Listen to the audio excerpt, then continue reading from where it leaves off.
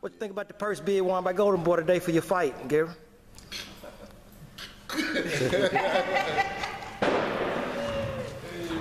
glad we won it. You know what I'm saying? There's a lot of politics that plays a part in the situation. I think winning the purse bid takes away from the advantage of the politics trying to play a sports to a certain extent.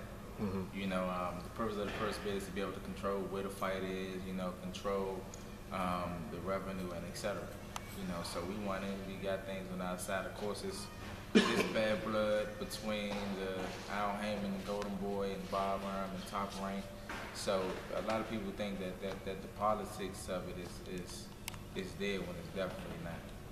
You know, so us winning it means a lot to us. This is the fight that we wanted. They making his boy saying this he's so great, when I honestly don't believe so. He only had 2 professional fights. Regardless of what your amateur pedigree is, this is a completely different world going into the pros. You know, it's a certain adjustment that you got to learn to make that you're not going to learn in just two professional fights.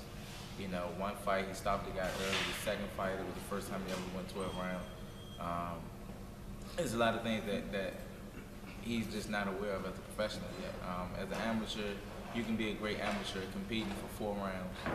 You know, when you're professionals, like I said, a lot of things that we're talking about, being able to slow up the action, being able to dictate what's going on, being able to read your opponent, you know, being able to make the necessary adjustments on the fly in the ring is something that I honestly don't feel as though he's able to do.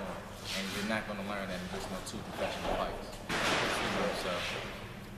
How hard is it to make a transition from the amateur to the pro? It's a growing process.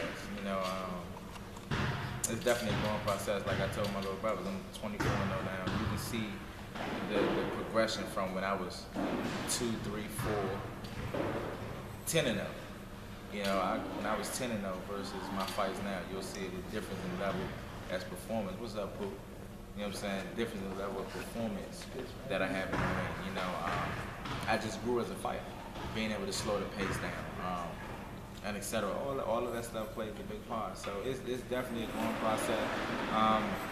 Depending on your opponent that you've been fighting against and stuff like that, every fight you learn something from. You know, he had 2 professional fights. And really, I think it's disrespectful to a lot of other fighters that's been strategic as far as trying to get to a certain point. You know, for a lot of people that don't know, you got to be ranked within a certain ranking before you're able to even compete for a world title. You know, you have to fight certain people to get ranked to compete for a world title. And there's people that's been strategic out here where they will be very selective about the opponents that they're competing against, so they can be in a position to fight for a world title. I think the politics shows that this guy's only had 1 professional fight before he was able to fight for a world title.